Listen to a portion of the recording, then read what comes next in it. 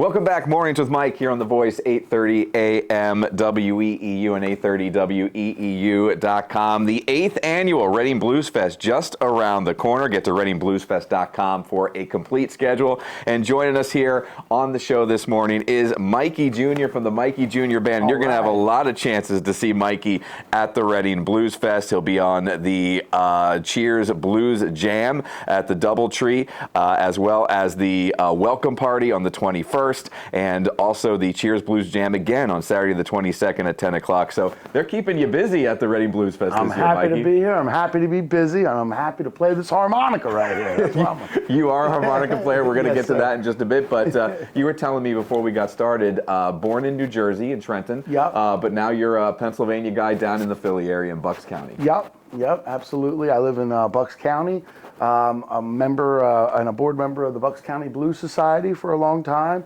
And love it, and I get a chance to work in Philadelphia 2 nights a week at the Twisted Tail. Been there since 2011. We're a bourbon bar and juke joint. We have live blues music 6 nights a week, and been happy to be working for them for a while now. So a lot of the folks who are going to come to the Reading Blues Fest, they have a chance to see you multiple times if they want to head on down to the Philly area and check you out. Probably a lot of people will already know who you are who are going to come out to these shows, so that's awesome. Yeah, we're looking forward to it. Now the harmonica, there's not a lot of guys anymore playing the harmonica. How did you end up landing on the harmonica? Well, I go by Mikey Junior because my dad is a musician, and he dabbled in the harmonica. I always tried to play it, but never really could grasp it. And when I was 16, my friends were all jamming around. I seen this harmonica on a table. I picked it up, and it sounded okay. And so I went out and I bought a whole set the next day. And I told my dad, I think I'm finally getting this harmonica thing. And he got me 2 cassette tapes because I'm that old. I remember cassette tapes, man. I remember cassette tapes. I got 2 cassette tapes. Stevie Ray Vaughan, which didn't have any harmonica in it, and B.B. King, which didn't have any harmonica in it. And I was like, I need some harmonica. And then my dad gave me a Sonny Boy Williamson cassette tape and a Robert Johnson cassette tape. And, Sonny Boy Williamson kind of changed my life because I just got really deep into the music and the harmonica and the blues harmonica and, just went off from there. You mentioned that your dad was a musician. What instruments did he play? He is a musician still to this day. He plays harmonica. He plays keyboard, piano and stuff, and guitar. And him and my stepmom, Robin, whom I introduced him to, because I met Robin working at an Italian restaurant, and she said, I have a blues band. I said, I play blues harmonica.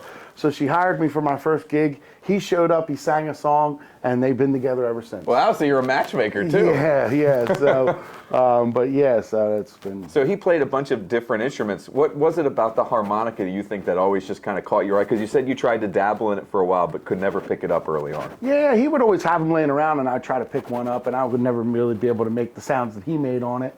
And then, I learned piano and stuff, and that was really my first instrument. And my first instrument was the drums, and then I learned piano.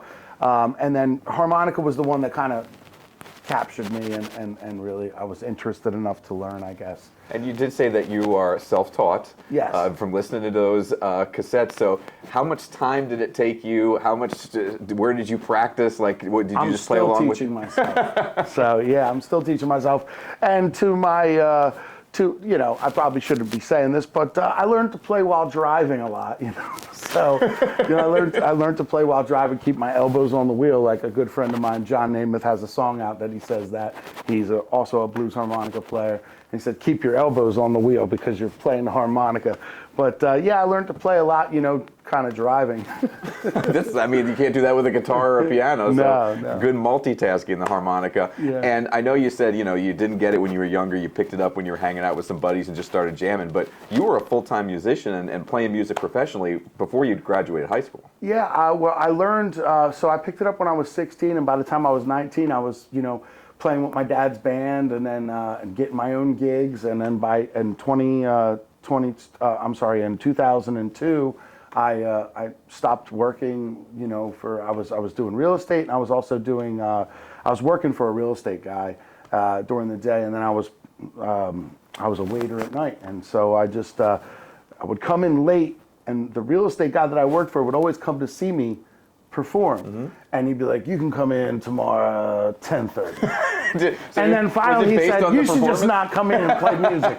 And so he really hooked me up, taught me a lot about marketing myself as well, because I used to do marketing for him. So, you know, that's kind of how it all happened. You know, I was a young guy, I was supposed to go to college, didn't want to, and then got my real estate license at 19. And then realized that no one in Bucks County wanted to get their house sold by some 19-year-old kid. So I said, oh, well, and I met this real estate guy, great guy, great friend of mine now, Drew, and he said, I need an assistant. So I started working for him as an assistant, and then, you know, a couple of years went by. I was really getting into music full time, and that was it. I just, you know, been doing music ever since the millennium, I would say, you know, professionally and full time. How exciting was that for you to be able to finally, I'm sure, I mean, you were very young, but it felt like probably forever, to finally be able to pull that trigger and say, I'm a full-time professional musician? Yeah, you know, I had a lot of warnings from a lot of people who were there for the really good old days of making money and touring and you know, people going out a lot, even on the weekends, even on the weeknights. So I got a lot of warnings about it and how tough it was, but I still, you know, I'm glad I went ahead and believed and went ahead and did it, because I really love what I do, and I'm very fortunate. I'm going to be going to, you know, on one of the blues cruises pretty soon to perform on there. I'm going to be doing the Costa Rica Blues Festival this February, so it's just really good to be able to travel and see people. I love hanging out with people and meeting new people, so that's part of my deal too. So it gives me a chance to, you know, be the center of attention a little bit, and then meet a bunch of folks afterwards and have a good time and develop new relationships. I'd love to talk about some of the places you played, but before we get to that, you said your dad was a blues artist. Was it always blues for you? Did you dabble or dip your toe in any other genres? I'm getting my, I was a rapper before. I liked rap music, of course, you know, as a young kid. But, you know, my musical taste is very crazy. You know, I love everything. I love everything from Wu-Tang Clan to Rage Against the Machine to Mississippi John Hurt, Sonny Boy Williamson. There isn't a music that I don't like. I like classical music. I listen to everything. I listen to jazz. I listen to everything. But blues is my heart and soul and what I love to play and do. But I love all music. Do you ever try to break the harmonica out and play along with maybe a rap song or any other genre? Absolutely, absolutely. I'll bust the harmonica out and try to play with anything. Most recently, the weirdest thing I tried to play with was the Warren G's Regulate, because it was actually, you know, the Doobie Michael McDonald, you know, that's where that came from. And so I was trying to figure out the line. So, and a lot of guys on Hohner harmonicas, Hohner Harmonica is putting out a lot of videos, promo videos, to get people into the harmonica and young people into the harmonica. And there are guys that are doing that. There was a friend of mine, Kyle Rowland, Rowland, I think his name is. Yeah, I just want to make sure I get it right. Kyle Rowland, Rowland. He just did a thing with Tupac's California Love, where they did a video, Hohner harmonicas, and he's playing along to that. So yeah, it's cool when you know, this thing fits in anywhere, really, you know. So. Do you see an uptick of more people, young people, kind of picking the harmonica up? Yeah, I mean, with the internet these days, and with people being able to see everything instantaneously, with these Hohner videos, you do see that Hohner is kind of finding these people and being able to put them on video to do that. So yeah, I do see it more coming out, but also, you know, there's more social media and all that. But I do see a lot of young people getting into it, yes. The harmonica is one of those instruments that everybody is aware of and everybody knows what one looks like, but you said to me that after you played that one day, you went out and bought a full set. So you have numerous harmonicas. Yeah, a lot of people don't know this, but they're all, and look, there's more under there, and they're all in different keys. So you have your A flat, your A, B, B flat, C, D, and there's sharps and everything else in there. So yeah, every harmonica is in a different key. And then of course there are chromatic harmonicas, which is like this big one I have right here, which has the, you know, all the piano keys on it, which Stevie Wonder would play this chromatic, you know. Or something like that, but I'm working on that kind of jazzy type harmonica playing. But yeah, so this is the chromatic harmonica. So this is a diatonic harmonica with no button, and this is the chromatic harmonica that gives you all the.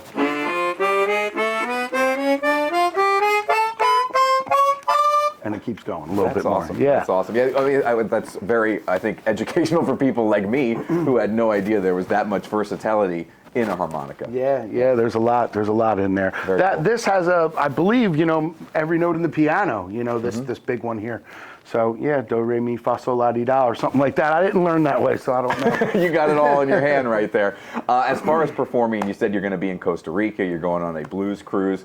Where are some of your most memorable performances as far as getting to travel and see the world? I always love Memphis, Simi Valley, the blues festival we did in California was great. Got a chance to hang out in Malibu for a little while and did that. I guess, I love everywhere I go. Someone mentioned, I think it was Bev who was in here earlier about how blues is, or maybe it was the other guest, I apologize, but that blues is really American classical music. Like it's really our music. Absolutely. Have you seen more of the blues appreciation kind of out in the world, like getting to go to Costa Rica, not a place you really think of being a blues hotbed? Yeah, there are a lot of blues. It's appreciated very much around the world. And, blues is very raw, and when you record it, and when Muddy Waters would record it, or someone else, they would keep the mistakes, because even the mistakes are part of the whole thing of it. And what I say sometimes is that some of these European people that play the blues know it so well that they still play the mistakes in it on purpose, because they know the music so well, and it's a great honor for them to know that. I feel really good in my heart that this American music is out there, and people have studied it so well that they know it inside and out, upside down, backwards, and can either choose to play the mistake or not, and still, just for the authenticity of it, just do it right and play that actual mistake. Actually. That's so cool that they go back and listen to those recordings, learn from it, and then play what was the mistake, but really ended up being a part of the music. Yeah, the happy mistake. Yeah, in the studio. We have a lot of those in radio too. There's a lot of happy mistakes. That's good, in radio. So you grew up here in the Jersey, Pennsylvania area. You mentioned going to Memphis, which that's right in the heart of blues. When was your first trip to one of those kind of places where it was birthed? So I think my first trip to Memphis was in '05. I was just getting my blues band off the ground and running, and there was a competition, and I was in the competition with a band as a harmonica player before, and I remember just hundreds of people coming to see the blues. And this is of course before the heavy internet, before it was real easy to find whatever you wanted. I was really trying to find where these blues people, where these audiences could be that I could play this music that they loved, and where can I find these audiences? So I did a blues competition, and we ended up winning the competition, and I didn't even know that, because I didn't ever think we were going to win, let alone, I didn't know that the prize was to go to Memphis and compete. And also get $500, and so I was very surprised at the end, because I didn't ever even see what the winning would get, because I didn't think I would ever win. And so we won this competition, and we got sent to Memphis, and then from there it really opened up a lot of things, because that is like the Blues Foundation, which is blues.org. They are based in Memphis, and they put on a couple events. One, they put on what used to be called the Handy Awards is now the Blues Music Awards.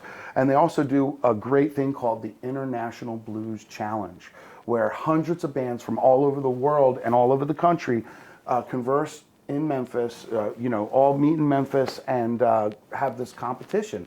And every society throughout the country sends one of their acts there. You have to win to get there. Mm-hmm. And so when I got there, I realized that there's all these societies and all these people, and they're giving your business card out, and they're giving you stuff. And I would go there, almost every year since I've been there, just to promote my new record or whatever, and meet new people. And I've always gotten work from it.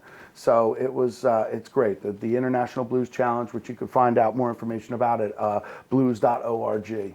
And that's wonderful. I've been going there ever since 2005, every couple of years, or every year for that matter, especially for the International Blues Challenge, because I also, curate the music for several places that I work for. One of them being the Twisted Tail. Ever since he hired me to be their house band, I'm there every Wednesday and Sunday.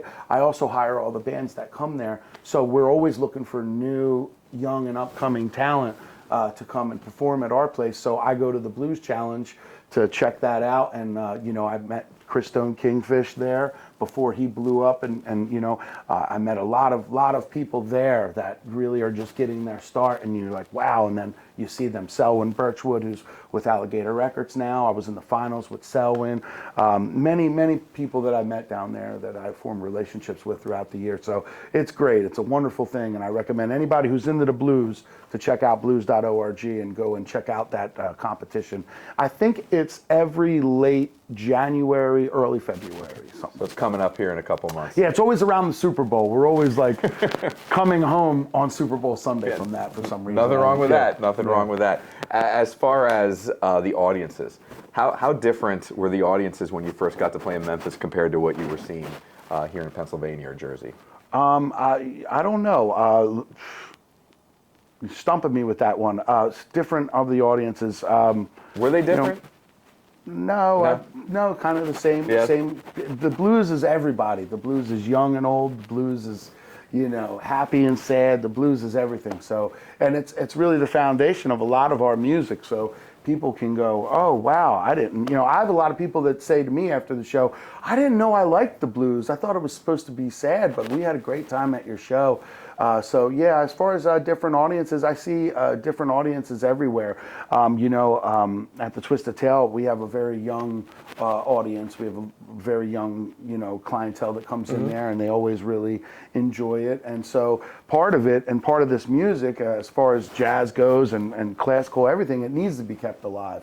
So everybody needs to try to do something to bring somebody into this so that we can all, keep it going and keep it fresh and new. But I think that part of this whole thing is to get some younger people involved in it, and it's starting to happen. And you could see it happening, like I said earlier, with the Hohner harmonicas are finding these young harmonica players that are doing really cool things and making great videos and stuff like that. Again, you can see the Mikey Junior Band up at the DoubleTree as a part of the 8th annual Reading Blues Fest, Friday, November 21st at 5 o'clock for the welcome party, then the Cheers Blues Jam at 10 o'clock, pulling double duty on that opening Friday, and then Saturday the 22nd at 10 o'clock, once again, the Cheers Blues Jam right there up there at the DoubleTree by Hilton Cheers. So stop on by and see Mikey, and you're going to give us a little display on what these things can do and the kind of sounds they can make. Awesome. And the kind of music you can play. I mentioned Sonny Boy Williamson earlier,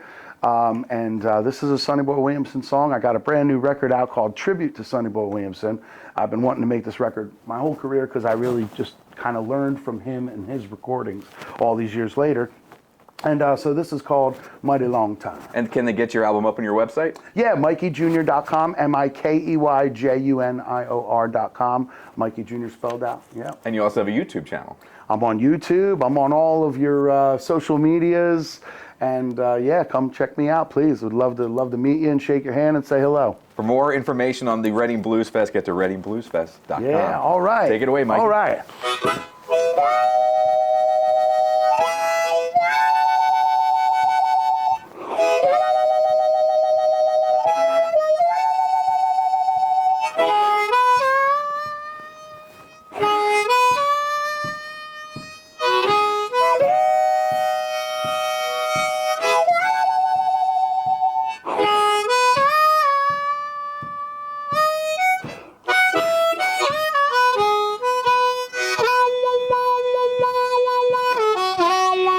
Yeah, honey, it's been so long. Been a mighty, mighty long time.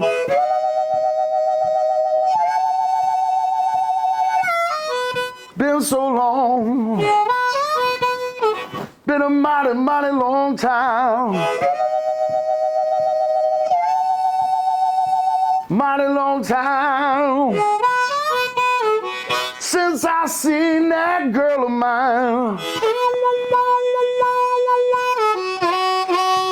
Yeah, it's been so long. The carpet is faded on the floor.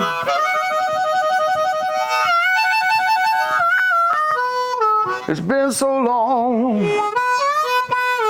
The carpet is faded on the floor.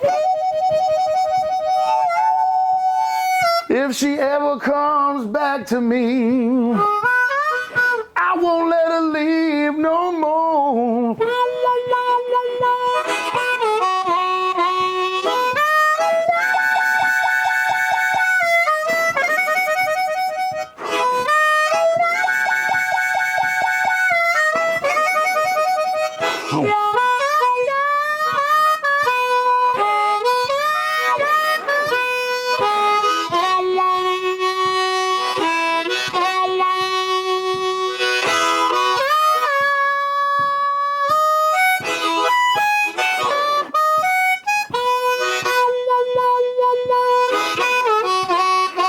Yeah, it's been so long till I just can't sleep at night.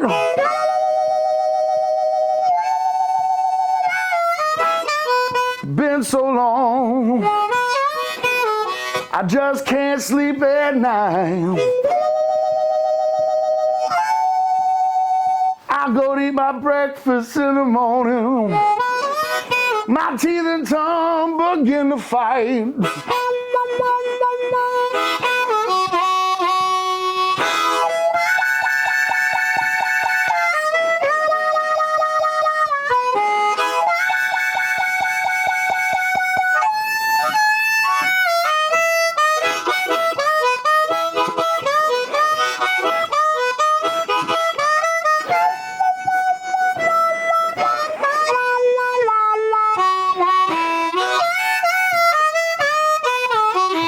My baby must have left town.